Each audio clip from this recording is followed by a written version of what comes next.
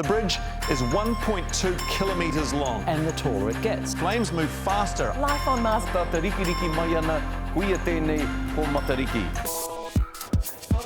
we have a video, Graham? So the process starts normally at the morning meeting, if there's a story that particularly lends itself to AR.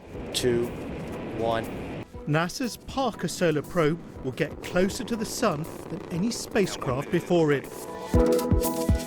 So we looked at the story and I thought, oh, it's explained that bit really nicely, but there's this big picture thing that our viewers need to know just how big a distance it was to travel from Earth to the Sun.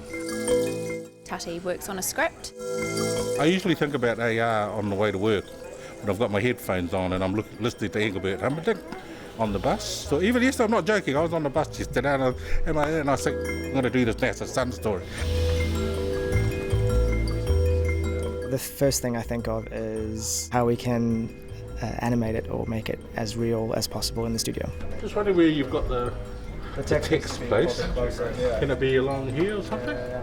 The whole process will take several hours if we're trying to do a day turnaround. Is that clear enough?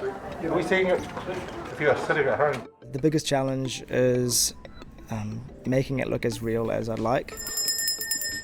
2 o'clock. The idea really is to make it easier for viewers to understand. And then I've got a little AR segment following after. So really the track doesn't give me all the big picture. Are you okay with that, me starting on the end, that longer walk? Yeah. The more action is the better. Yeah, okay, cool. There's a big open space that on screen you see this three-dimensional image. You know, it looks like we're walking around it, interacting with it, but the reality is there is nothing there. Yeah, it looks like magic. It actually really isn't magic. It's just a basic piece of graphics hardware. If we move the graphic back towards the wall. Literally all we have is a camera on a camera that looks at the ceiling. It finds some marks on the ceiling, figures out where it is in space, and actually at that point, just like magic, our audience sees a graphic appear in the studio.